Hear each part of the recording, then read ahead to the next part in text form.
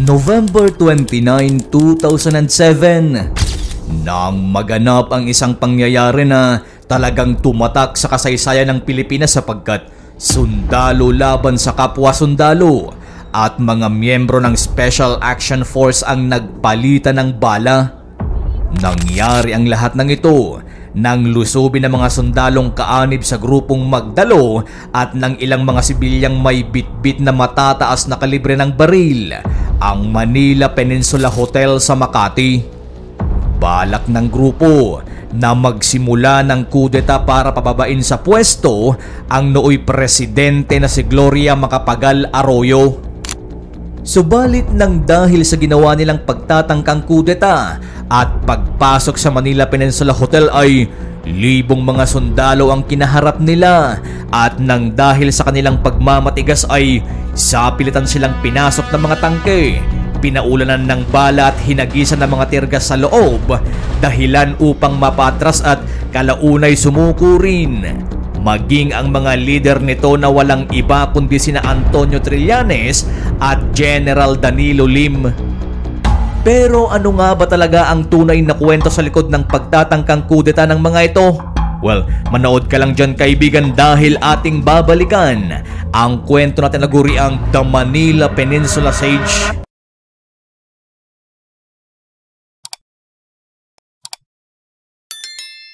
Bago pa man maganap ang Manila Peninsula Siege noong 2007 o ang tangkang pagkudeta ng grupong Magdalo o kilala rin sa tawag na mga bagong katipunero na pinangungunahan ng nooy Navy Lieutenant Senior Grade Antonio Trillanes IV at Senior Army Brigadier General Danilo Lim kasama ang 25 mga Magdalo Group Officer ay nauna munang naharap ang grupo sa kasong pagtatangka rin ng kudeta noong 2003 laban pa rin sa Administrasyong Arroyo. Dito ay sapilitan nilang inagaw at inukupa ang Oakwood Premier sa Glorieta, Makati kasama ang nasa 300 mga rebeldeng sundalo sa loob ng halos 20 hours at nagpahayag ng mga hinaing laban sa pangangasiwa sa militar. Subalit ang pagtatangkang kudeta sa pangunguna ni Trillanes ay hindi naging matagumpay. Gawa ng nadaan ito sa isang madiplomansyang pag-uusap bagay na siya na ding naging dahilan upang makulong ang mga miyembro kasama na ang mga mismong leader nito. Subalit sa ginawang ito ni Trillanes ay tila maraming naniwala sa kanyang ipinaglalaban. Kaya naman bago pa man sumapit ang 2007 election ay nag-file ito ng kanyang kandidasiya para sa pagka-senator. Ganun pa man, kahit na siya ay nakakulong ay maswerteng nanalo si Trillanes at nakakuha ng pwesto sa Senado na siyang naging dahilan ng paglabas nito sa kulungan. Pero ilang buwan pa lamang ang nakakalipas matapos siyang maupo sa Kongreso ay muli siyang naimbitahan sa Makati Regional Trial Court para sa muling pagdinig patungkol sa 2003 Oakwood Mutiny Coup attempt. Subalit hindi inaasahan ng marami na gagawa na naman pala sila ng panibagong pagtatangka para muling subukang patalsikin ang kasalukuyang presidente na si Gloria Macapagal Arroyo. November 29, 2007. Habang kasalukuyan ang kanilang hearing ay bigla-bigla na lamang nag-walkout si Trillanes kasama si General Danilo Lim at 25 mga opisyal na kasapi ng Magdalo o mga bagong katipunero. Nananawagan kami sa taong bayan na naniniwala sa pagbabago ngayong panahon. Join us! Samahan niyo kami rito.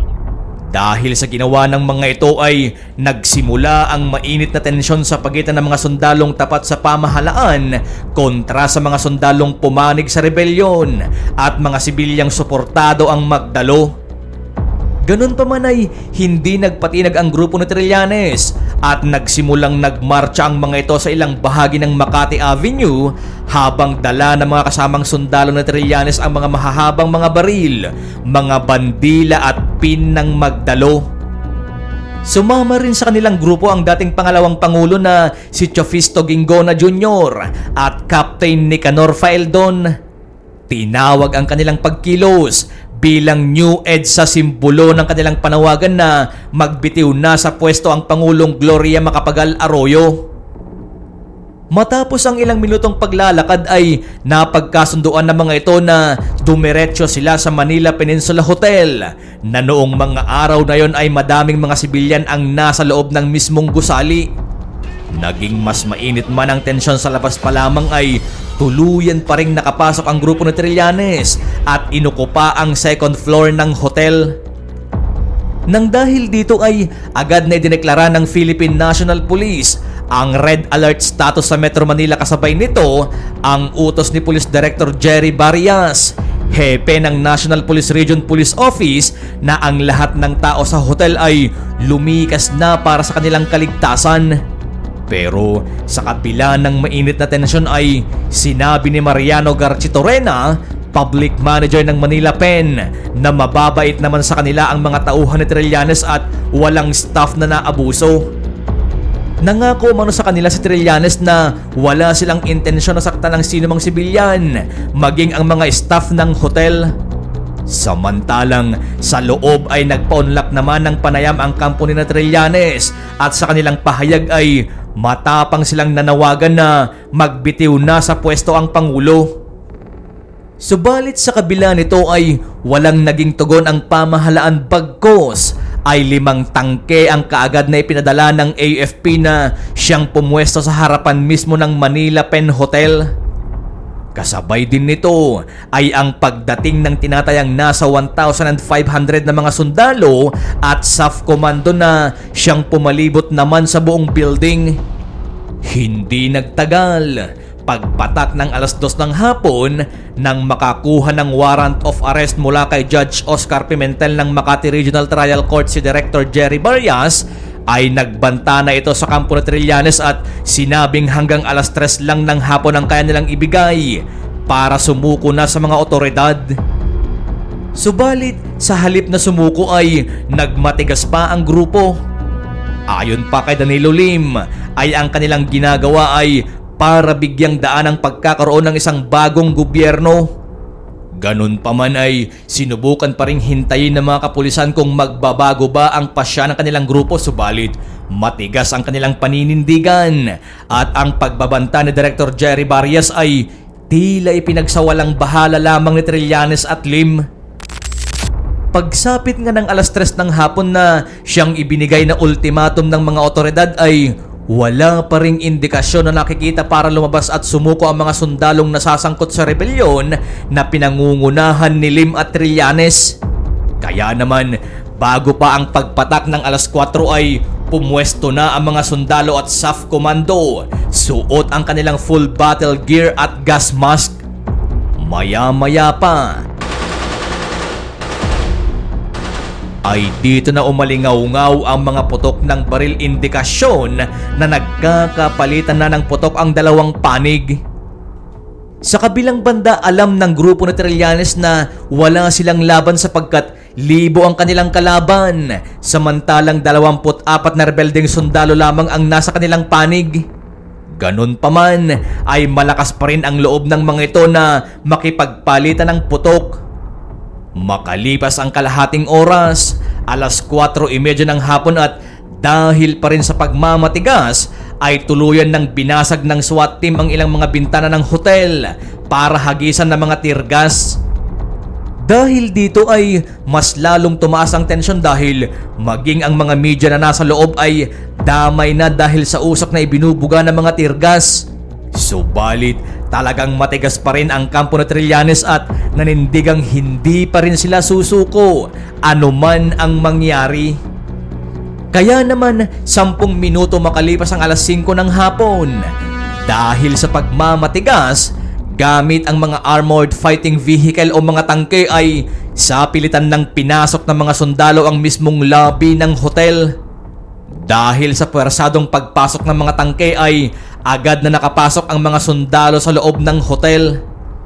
Dahil dito ay wala nang nagawa pa ang grupo at bandang huli ay tuluyan ding sumuko ang mga leader nito na sina Antonio Trillanes, Brigadier General Danilo Lim at dating Vice President Chofisto Gingona Jr. Matapos ang 6 na oras na standoff ay idineklara ni Director Jerry Barrias na tapos na ang gulo. Sa loob ng lobby ay nakaposas ang mga rebeldeng sundalo at silang lahat ay dinala sa NCRPO headquarters sa Camp Bagong Diwa, Taguig. Matapos ang pagkakaaresto ay agad na nagsagawa ng manhunt operation ng PNP para sa mga umano'y nakatakas na rebeldeng sundalo. Kabilang sa mga pinaghahanap ay si Nicanor Faeldon na isang kapitan ng Philippine Marine. Buwan ng Disyembre, ang araw kung kailan nahatulan sina Trillanes at ang 49 niyang mga kasama ng kasong rebelyon sa ginanap na inquest proceedings.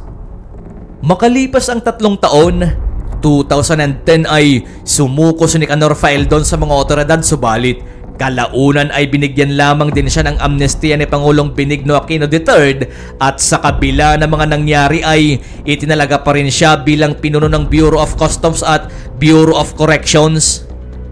Maging si Trillanes ay binigyan din ng amnestia ni Benigno Aquino na naging dahilan upang mapawalang sala siya sa lahat ng mga kasong rebelyon na isinampal laban sa kanya.